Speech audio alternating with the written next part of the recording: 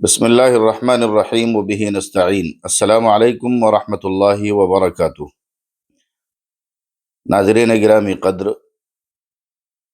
مسلسل آپ شام کے حالات اور غزہ کے حالات دیکھ رہے ہیں، اور جو بھی اپنے اندر احساس رکھتے ہیں، احساس کی دولت سے مالا مال ہیں، وہ لوگ پریشان ہو رہے ہیں۔ غزہ میں جو قتل عام صہیونیت کی طرف سے جاری ہے، بلکہ جو نسل کشی جاری ہے، وہ تھمنے کا نام نہیں لے رہی ہے۔ بظاہر ایسا لگتا ہے کہ حالات جو بائیڈن اور ٹرمپ کے درمیان جھول رہے ہیں، بہرحال اس پر ہم آئندہ گفتگو کریں گے۔ سردست جو مسئلہ درپیش ہے، جس پر اس وقت بہت زیادہ بحثیں ہو رہی ہیں، کہ شام میں جو انقلاب آیا ہے، یہ انقلاب دراصل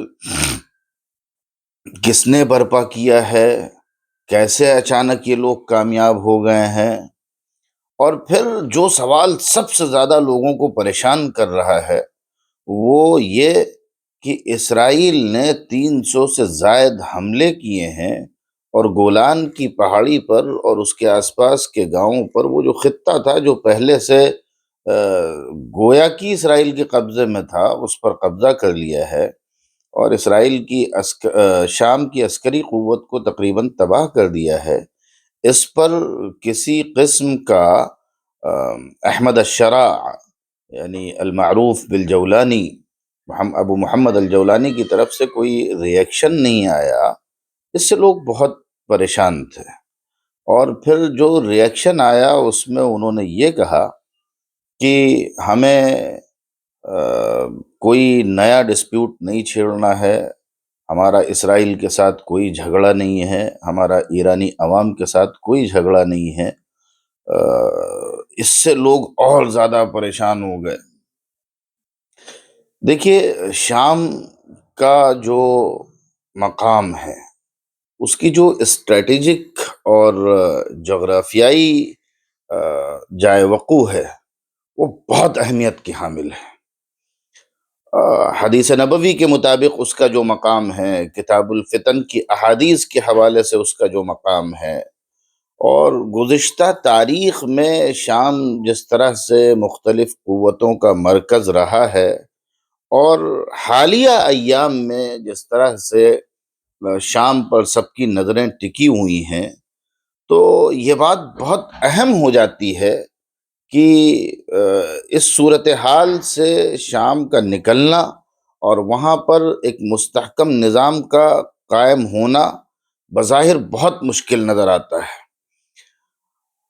شام ایک وقت فرانس کے قبضے میں تھا، فرانس کے قبضے سے آزاد ہوا تو دیکھتے ہی دیکھتے ایک فوجی بغاوت کے ذریعے حافظ الاسد کے زیر تسلط آ گیا، اور پھر جو اسدی نظام قائم ہوا ہے حافظ الاسد سے لے کر کے اور اس کے قصاب بیٹے بشار الاسد تک، وہ بڑا سنگین دور تھا، بڑا نازک دور تھا، انتہائی، یعنی جو وہاں کی جیلوں کے جو ویڈیوز آ رہے ہیں، جو تصویریں آ رہی ہیں، جو رپورٹس آ رہی ہیں، ان کو ہم پڑھ پڑھ کر کے حیران ہیں، پریشان ہیں، اور سوچ رہے ہیں یا اللہ کس قدر وہاں کے لوگوں نے ظلم جھیلا ہے۔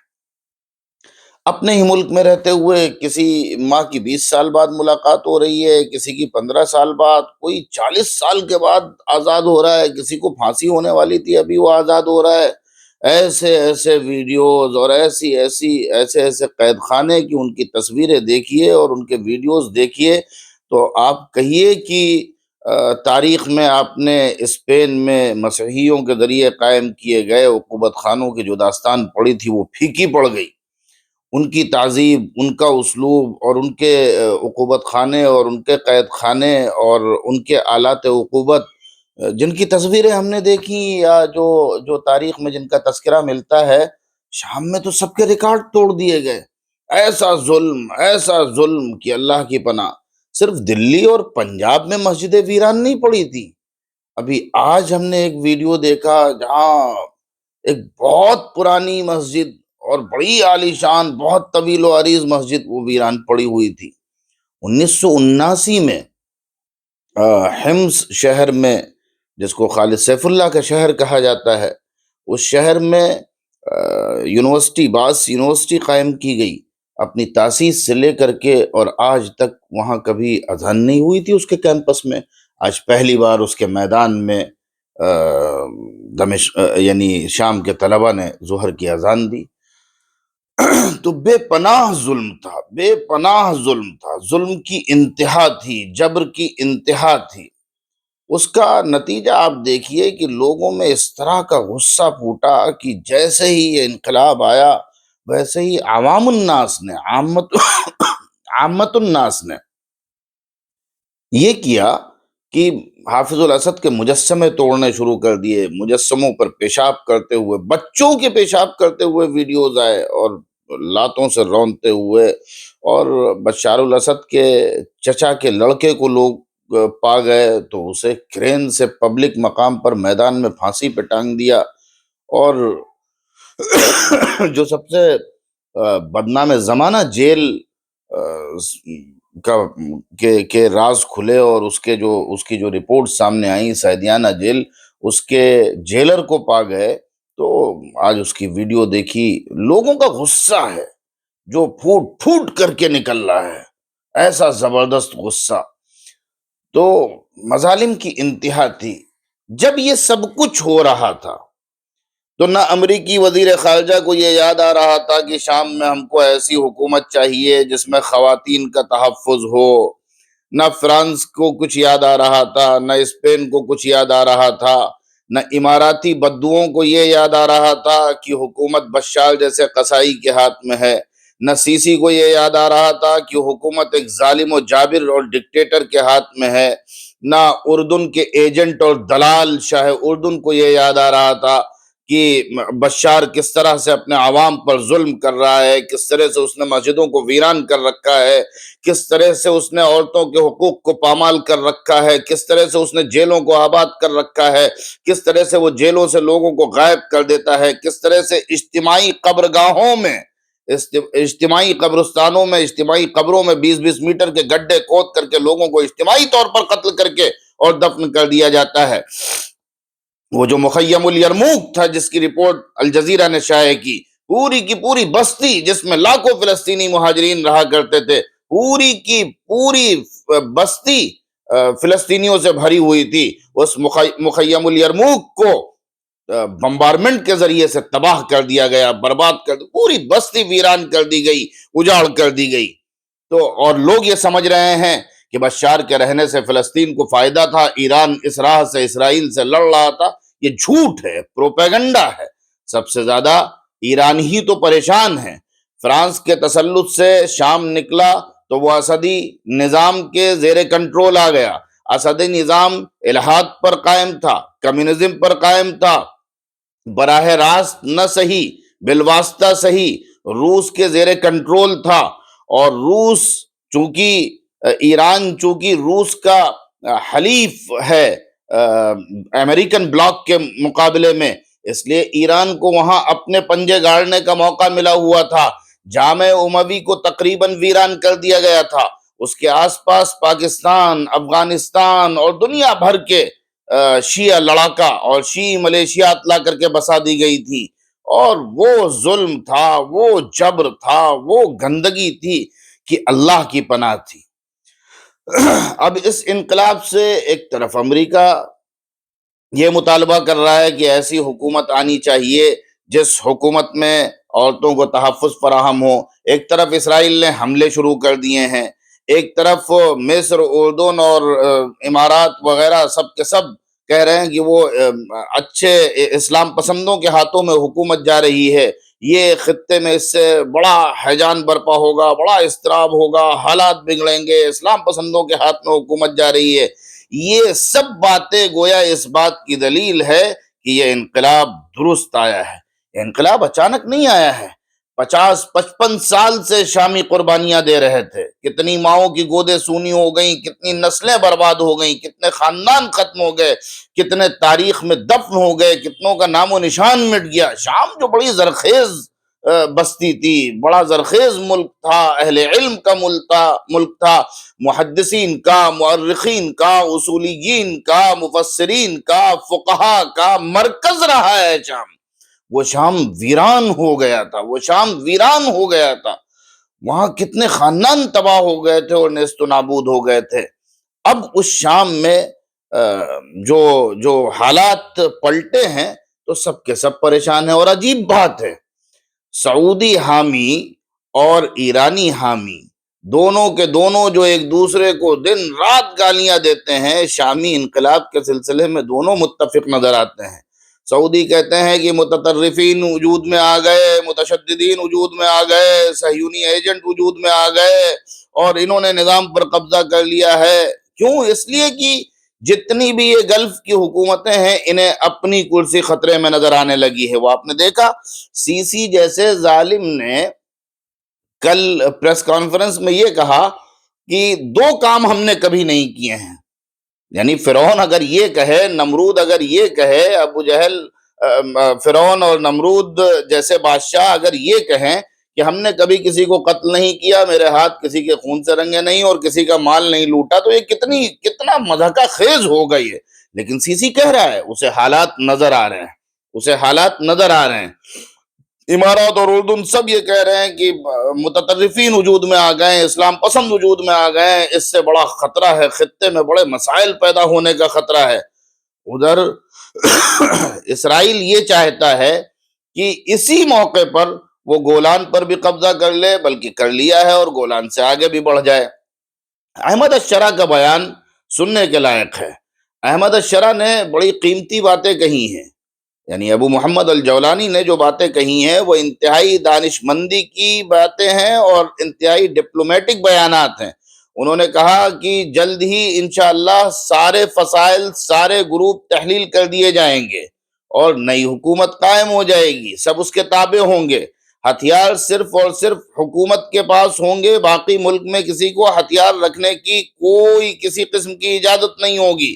انہوں نے یہ کہا کہ ہمارا بنیادی ہدف یہ ہے کہ وہ ملک جو 50 سال سے ننگا کر دیا گیا، بھوکا کر دیا گیا، جس کی زرخیزی کو تباہ کر دیا گیا، جس کی شادابی کو نظر لگا دی گئی، اس ملک کی تعمیر و ترقی ہمارا اولین ہدف ہے۔ اور انہوں نے بہت صاف کہا، انہوں نے عالمی برادری سے اپیل کی کہ عالمی برادری اسرائیل کو دیکھے، اس کی زیادتی کو دیکھے، کس طرح سے وہ زیادتی کر رہا ہے اور اپنے حدود کو تجاوز کر رہا ہے۔ ساتھ ہی انہوں نے یہ بھی کہا کہ ہم کسی بھی نئے کنفلکٹ میں، کسی بھی نئے جھگڑے میں، کسی بھی نئی جنگ میں شام کو نہیں جھونکنا چاہتے ہیں۔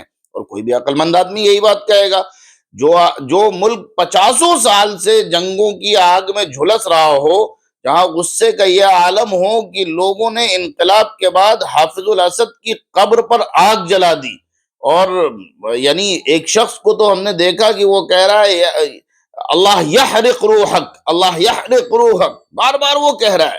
یعنی غصے کا یہ عالم جہاں ہو اور جہاں حالات اتنے خطرناک رہے ہوں، اب وہاں یہ سوچنا کہ فوری طور پر بس یہ کسی دوسری جنگ میں کود جائیں، جو مستحکم ملک ہیں، جن کی فوجی طاقت مستحکم ہے، جن کے پاس وسائل ہیں، ان سے مطالبہ کیا جائے۔ یہ تو بیچارے ابھی وجود میں آئے ہیں، ابھی یہ ان گروپوں کو متحد کریں جو مختلف متحارب گروپ تھے، حکومت مخالف گروپ تھے، ان کو متحد کریں، نئی حکومت قائم کریں، اداروں کو کھولیں، قیدیوں کو آزاد کرائیں یا مہاجرین کو واپس لائیں، کیا کریں اور کون سا کام کریں۔ تو انہوں نے بہت صاف اور بڑی ڈپلومیٹی، اگر وہ یہ ڈپلومیسی نہ دکھائیں اور اگر وہ ڈائریکٹ کسی دوسری جنگ میں کود جائیں، تو کیا جو شام 50-55 سال سے انارکی کا، بربریت کا شکار تھا، وہ بچ پائے گا؟ ہرگز نہیں بچ پائے گا۔ ہاں، اس موقع کا فائدہ اٹھاتے ہوئے، اور اسرائیل نے کوئی ابھی حملہ نہیں کیا ہے۔ اگر کسی کو یہ لگ رہا ہو کہ اسرائیل نے ابھی حملہ کیا، اسرائیل پہلے سے بھی سیریا کے اندر حملے کرتا رہا ہے۔ اسرائیل کبھی نہیں چاہے گا کہ شام میں کوئی ایسی حکومت قائم ہو جو عادلانہ نظام قائم کر سکے، جو عوامی حکومت ہو، جو جمہوری حکومت ہو۔ پورے مشرق وسطی میں اسرائیل کوئی بھی ایسی حکومت نہیں قائم ہونے دے گا۔ مصر میں قائم ہوئی تو اسے اکھاڑ کر کے پھینک دیا گیا۔ اسی طرح سے خلیجی ریاستیں بھی نہیں قائم ہونے دیں گی۔ تو جب دشمن بھی نہیں قائم ہونے دے رہا ہے، دشمن کی نظر میں بھی سب کچھ کھٹک رہا ہے، دشمن حملے کر رہا ہے، دشمن کمزور کر رہا ہے، اور ساتھ ہی ساتھ جو منافقین ہیں امت کے، جو ڈکٹیٹرز ہیں، ان کو بھی خطرہ محسوس ہو رہا ہے، تو اس کا مطلب یہ ہے کہ سفر صحیح سمت میں ہو رہا ہے، اور ایران کا پریشان ہونا تو بنتا ہے، اس لیے کہ ایران نے بشار کے ہر ظلم پر پردہ ڈالا۔ اب بہت سارے ایسے مریض قسم کے، مریض ذہن کے لوگ ہیں جو جب ایران نے بشار کے جن مظالم کو سپورٹ کیا ان کی بات کی جاتی ہے تو وہ بیچارے صدام حسین کے مظالم کو سامنے لے آتے ہیں، اور کرنل قذافی کی جو ہے وہ مثالیں دینے لگتے ہیں، اور پتہ نہیں جانے کیا کیا کہنے لگتے ہیں۔ ظاہر ہے کہ یہ وقت ان کا نہیں ہے، وہ مسائل الگ تھے، وہ حالات الگ تھے، وہ سرکمٹنسز الگ تھے، ان کا الگ تجزیہ کیا جائے گا، جو غلط ہے اسے غلط کہا جائے گا۔ اس سے مطلب نہیں کہ وہ سنی ہے کہ شیعہ ہے، لیکن اس وقت اگر بشار اور ایران کی بات کی جا رہی ہے تو بشار اور ایران کی ہی بات کی جائے گی، اور یقین جانیے کہ بشار کو بچانے والا سب سے بڑا مجرم ایران تھا۔ ایران نے پشت پناہی کی، ایران اور روس نے مل کر کے بشار کو بچایا، ورنہ 2011 سے جو انقلاب شروع ہوا تھا وہ 2015 میں اختتام تک پہنچتا، لیکن 2015 میں نہیں پہنچا تو 2024 میں پہنچا۔ انشاءاللہ العزیز اللہ کی ذات سے اس بات کی پوری امید ہے کہ شام میں ایک اچھی، عادلانہ اور منصفانہ اور جمہوری حکومت قائم ہوگی، جس میں تمام مواطنین کو، تمام گروپوں کو، تمام فصائل کو، تمام اقوام کو جو وہاں بستے ہیں ان کو نمائندگی دی جائے گی، اور شام ایک بار پھر سے سکون و اطمینان کے ساتھ ترقی کی راہ پر گامزن ہوگا۔ اور شام کی جو اسٹریٹجک اور جغرافیائی اہمیت ہے اس کے پیش نظر انشاءاللہ اگر وہاں کی باغ ڈور صحیح ہاتھوں میں رہی اور ملک صحیح ہاتھوں میں گیا اور صحیح نظام قائم ہوا تو یہ عالم اسلام کے لیے کے مستقبل کے لیے انشاءاللہ بہت مفید ثابت ہوگا۔ والسلام علیکم ورحمۃ اللہ۔